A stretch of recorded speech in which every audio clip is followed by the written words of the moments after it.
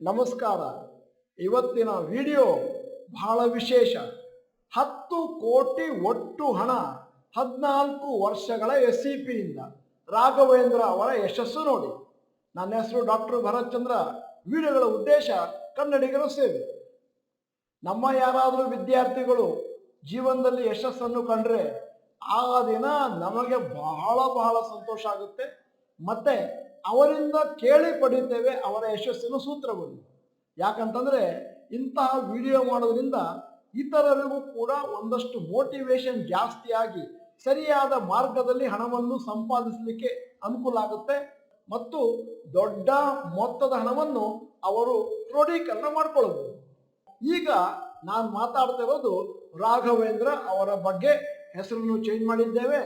ನಿನ್ನೆ ನಮ್ಮನ್ನು ಭೇಟಿ ಮಾಡಲಿಕ್ಕೆ ಬಂದಿದ್ರು. ಅವರು ತೆಗೆದುಕೊಂಡದ್ದು ಸೆಪ್ಟೆಂಬರ್ 2009 ಕೋರ್ಸು 14 ವರ್ಷಗಳ ಹಿಂದೆ. ಈಗ ಸದ್ಯಕ್ಕೆ ಅವರಿಗೆ 60 ವರ್ಷ.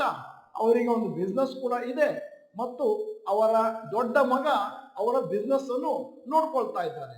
ಅಲ್ಲದೆ ಅವರು ಚೈನಾದಿಂದ ಹಲವಾರು ಗೂಡ್ಸ್ಗಳನ್ನು ಇಂಪೋರ್ಟ್ ಮಾಡಿಕೊಂಡು ಭಾರತದಲ್ಲಿ ಅದರ ಮಾರ್ಕೆಟಿಂಗ್ ಅನ್ನು ಕೂಡ ನಡೆಸ್ತಾ ಇದ್ದಾರೆ. ನಾವು ಅವರೊಡನೆ ನಿಮ್ಮ ಯಶಸ್ಸಿನ ಪ್ರಯಾಣ ಹೇಳಿ ಅಂತ ಹೇಳಿದ್ವಿ. ಅವರು ಹೇಳಿದ್ರ ಸಾರಾಂಶವನ್ನು ನಿಮ್ಮ ಮುಂದೆ ಇಡ್ತಾ ಇದ್ದೇನೆ. 1, 2, 3 ಅಂತ ಪಾಯಿಂಟ್ನಲ್ಲಿ. ಈಗ ಮೊದಲನೆಯ ಪಾಯಿಂಟ್, ರಾಘವೇಂದ್ರ ಅವರು ತಮ್ಮ SCPನ ಪ್ರಾರಂಭ ಮಾಡಿದ್ದು ಎಂಡ್ ಆಫ್ 2009. ಅದಾದ್ಮೇಲೆ ಕಂಟಿನ್ಯೂಸ್ ಆಗಿ ಪ್ರತಿ ತಿಂಗಳು ಹಾಕ್ತಾ ಇದ್ರು. ಮತ್ತೆ ಹೇಳಿದ್ರು ಮಧ್ಯದಲ್ಲಿ ಕೆಲವು ತಿಂಗಳು ಹಾಕ್ಲಿಕ್ಕಾಗ್ಲಿಲ್ಲ.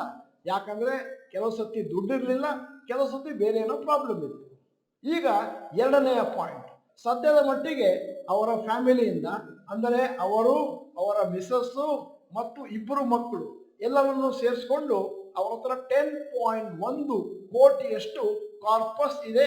ಅದು SCPಯಿಂದ ಬಂದಂತದ್ದು ಕಳೆದ 14 ವರ್ಷದಲ್ಲಿ. ಈಗ ಮೂರನೆಯ ಪಾಯಿಂಟ್, ಕೊರೋನಾ ಟೈಮ್ನಲ್ಲಿ ಅವರ ಕಾರ್ಪಸ್ 4 ಕೋಟಿ ಇತ್ತು. ಅದಾದ್ಮೇಲೆ ಆ ಸಮಯದಲ್ಲಿ ಬೇಕಾದಷ್ಟು ಹಣವನ್ನು ಅವರು ಒಂದಷ್ಟು ಲಂಸಮ್ ಆಗಿ ಹಾಕಿದ್ರು. ಅದಾದ್ಮೇಲೆ SCP ಅಮೌಂಟ್ ಅನ್ನು ಕೂಡ ಜಾಸ್ತಿ ಮಾಡಿದ್ರು. ಸದ್ಯದ ಮಟ್ಟಿಗೆ ಅದು 10 ಕೋಟಿಯನ್ನು ತಲುಪಿದೆ. ನಾಲ್ಕನೆಯ ಪಾಯಿಂಟ್, ಅವರ ಪೋರ್ಟ್ಫೋಲಿಯೋದಲ್ಲಿ ಯಾವ ಷೇರುಗಳು ಇದ್ದಾವೆ? L&T, Asian paints, tighten, Maruti ಎಲ್ಲ ದೀರ್ಘ ಅವಧಿಗೆ ಕೊಂಡದ್ದು. ಅವರು ಇವತ್ತಿನವರೆಗೆ ಷೇರುಗಳನ್ನು ಮಾರಿಕೊಂಡೇ ಇಲ್ಲ. ಈಗ ಐದನೆಯದು, only for short term trades, invest in large and mid cap companies to depending on the opportunity. ಈಗ ಆರನೆಯ ಪಾಯಿಂಟ್, 7ರಿಂದ 8 ವರ್ಷ ಕೆಳಗೆ ಅವ್ರು ನೋಡಿದ್ರು ಕೆಲವು ಸತಿ ಅವರ ಪೋರ್ಟ್ಫೋಲಿಯೋ 2 ಕೋಟಿ 2.5 ಕೋಟಿ ಇದ್ದದ್ದು ಮಾರುಕಟ್ಟೆ ಬಿದ್ದಾಗ 30-40% ಕೆಳಗೆ ಬೀಳ್ತಾ ಇತ್ತು. ಇದನ್ನ ಹೇಗೆ ಹೆಡ್ಜ್ ಮಾಡೋದು ಅಂತ ತಿಳ್ಕೊಳ್ಳಿಕ್ಕೆ ಹೋಗಿ ಆಪ್ಷನ್ ಬಗ್ಗೆ ಬೇಕಾದಷ್ಟು ಮಾಹಿತಿಯನ್ನು ಕಲೆ ಹಾಕಿದ್ರು. ಬೇಕಾದಷ್ಟು ಪ್ರಾಕ್ಟೀಸು ಮಿಸ್ಟೇಕು ಮಾಡಿದ ಮೇಲೆ ಅವರು ಸದ್ಯದ ಮಟ್ಟಿಗೆ ಒಂದು ತರದ ಫಾರ್ಮುಲಾ ಕಂಡುಹಿಡಿದಿದ್ದಾರೆ.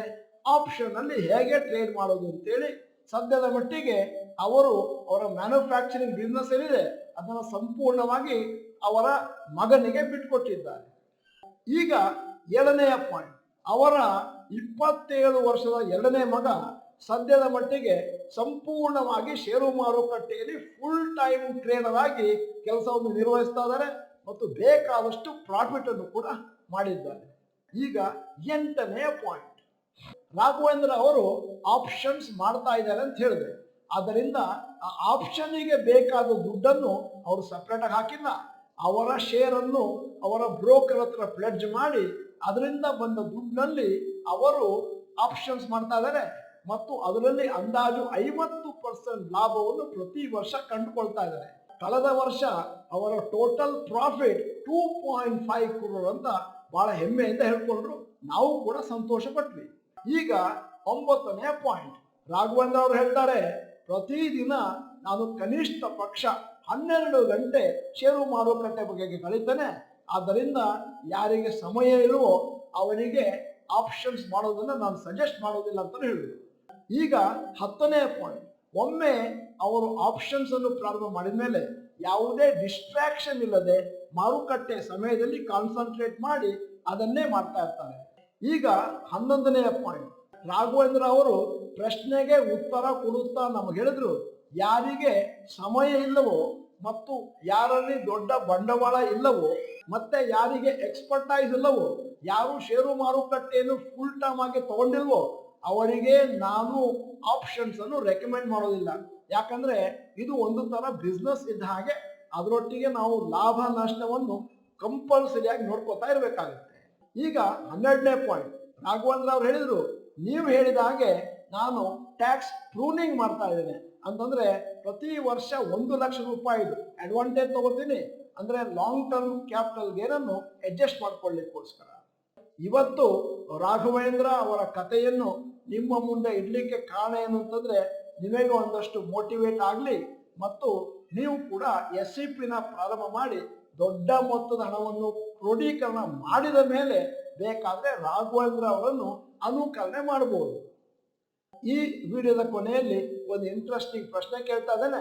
ನೀವು ಕೂಡ ರಾಘವೇಂದ್ರ ಅವರ ತರ ಷೇರು ಮಾರುಕಟ್ಟೆಯಲ್ಲಿ ಫುಲ್ ಟೈಮ್ ಟ್ರೇಡರ್ ಆಗಲಿಕ್ಕೆ ಬಯಸುತ್ತೀರಾ ಇನ್ನು ಮುಂದಿನ ದಿನಗಳಲ್ಲಿ? ಎಸ್ ಅಥವಾ ನೋ ಅಂತ ಟೈಪ್ ಮಾಡಿ. ನೀವು ಡಾಕ್ಟರ್ ಭರತ್ ಚಂದ್ರ ಇನ್ಸ್ಟಿಟ್ಯೂಟ್ ಕನ್ನಡ ಚಾನೆಲ್ ಮೆಂಬರ್ ಅಲ್ಲ ಅಂತಂದ್ರೆ ಇದೀಗ ಸಮಯ. ಸಬ್ಸ್ಕ್ರಿಪ್ಷನ್ ಬಟನ್ ಬೆಲ್ ಐಕಾನ್ ಒತ್ತಿ. ವಿಡಿಯೋ ಚೆನ್ನಾಗಿದ್ರೆ ಲೈಕ್ ಬಟನ್ ಒತ್ತೋದನ್ನು ಮರಿಬೇಡಿ. ವಿಡಿಯೋನ ನಿಮ್ಮ ಎಲ್ಲಾ ಸ್ನೇಹಿತರಿಗೂ ಫಾರ್ವರ್ಡ್ ಮಾಡಿ. ವಿಡಿಯೋನ ಸಂಪೂರ್ಣವಾಗಿ ನೋಡಿದ್ದಕ್ಕೆ ಧನ್ಯವಾದಗಳು. ನಮಸ್ಕಾರ.